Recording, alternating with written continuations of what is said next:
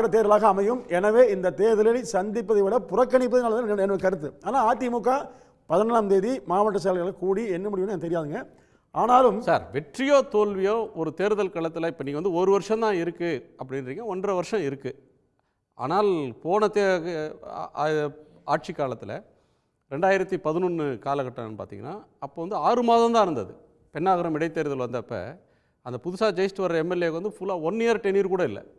அவ்வளவு குறுகிய காலத்தில் தேர்தல் நடந்தபோது ஏடிஎம்கே டெபாசிட் இழந்தது, பிஎம்கே களத்துக்கு வந்தாங்க, 2வது இடத்துக்கு வந்தாங்க. ஸோ எந்த ஒரு இடைத்தேர்தலும் அது பதவிக்காலம் எவ்வளோ நாள், 1 வருஷமா 1.5 வருஷமான்றது இல்லை. ஒரு தேர்தல் அப்படின்னு வந்தால் ஒரு அரசியல் கட்சி கட்டாயம் களம் இறங்கும். அதில் என்ன சூழல் இருக்கோ அதை வந்து தங்களுக்கு சாதகமாக மாற்றுறதுக்கு, ஸ்கோர் பண்ணுறதுக்கு முயற்சி பண்ணுவாங்க. இல்லை சார், நீங்கள் அதிமுக ஆட்சி காலத்தில் இடைத்தேர்தல் ஒரு 20 தொகுதிக்கு மேலே வந்ததுங்க. அது வந்து ஒரு ஆட்சி மாற்றத்தை, அரசியல் மாற்றத்தை உருவாக்கும் என்பதற்காக இருவருமே போட்டி போட்டு செஞ்சாங்க. இப்போது நீங்கள் 1 தொகுதி 2 தொகுதி என்பதெல்லாம் ஒரு அரசியல் ரீதியான மாற்றத்தை உருவாக்கும் என்று சொன்னால் நிச்சயமாக கடத்தில் வீரியமாக இறங்கி பண்ணலாம். இது ஒரே ஆண்டில் தேர்தல் வரப்போகுதுங்க. இது அவசியமே இல்லை. வீணான அலைச்சல், வீணான செலவு, தேவையற்ற மோதல், எதனா புறக்கணிப்பதே நல்லதுன்னு எனக்கு கருத்துங்க. பொதுவாக ஆளுங்கட்சிக்கு ஒரு தேர்தல் அப்படின்னு வரும்போது என்ன நினைப்பாங்கன்னா, தங்கள் ஆட்சியை மக்கள் ஆதரிக்கிறாங்க, அபரிமிதமான ஆதரவு எங்களுக்கு இருக்குது, மக்கள் செல்வாக்கோடு தான் நாங்கள் இருக்கோம் அப்படின்னு டெஸ்ட் பண்ணுறதுக்கு இடைத்தேர்தல் பாருங்கள் ஒரு கருவி அப்படின்றது ஆளுங்கட்சி பார்க்கும்.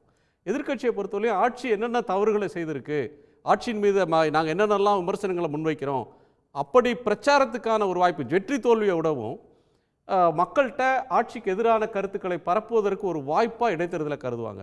ஆனால் களத்துக்கே வராமல் போகிறது அப்படின்றது வந்து ஒரு பிரதான எதிர்க்கட்சியாக இருந்தால் ஏடிஎம்கேக்கு மேலும் ஒரு நெருக்கடியை தந்துடும். இல்லை சார், இப்போ அதிமுகவை கூட அம்மா இருந்த காலத்தில் 6 தொகுதியில் புறக்கணிச்சாங்க. ஐயா கலைஞர் காலத்திலும் நீங்கள் புதுக்கோட்டை உட்பட பல தொகுதியில் புறக்கணிச்சாங்க.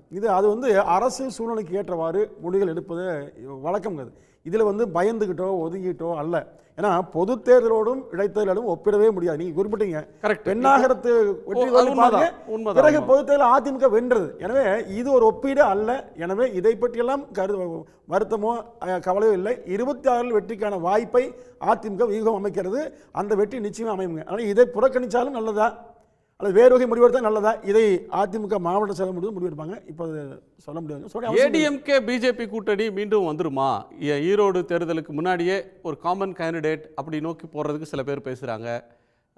பிஜேபி கேண்டிடேட்டை நிறுத்தினா மறைமுகமாக ஆதரிச்சிடலாம் அப்படின்ற இடத்துக்கு ஏடிஎம்கே போதா, அல்லது ஏடிஎம்கே வேட்பாளர் நிறுத்தினா பிஜேபி அதை ஆதரிக்கிறதுக்கு ஸ்கோப் இருக்கா?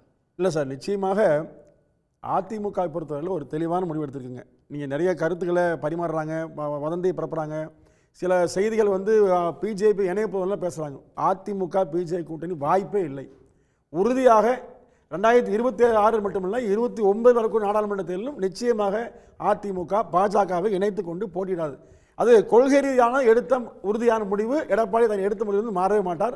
அதனால் இதுமான ஒரு கருத்துக்களுக்கு நான் முற்றுப்புள்ளியே தொடர்ந்து வைக்கிறேன், மீண்டும் அதை வைக்கிறேன். நான் அதிமுக அதிகாரப்பூர்வமாக சொல்ல இருந்தாலும் நான் தெரிஞ்சு சொல்கிறேன், அதை பேச வேண்டிய அவசியமே இல்லைங்க. உடனுக்குடன் செய்திகளை தெரிந்து கொள்ள சன் நியூஸ் பெல் ஐகானை கிளிக் பண்ணுங்க.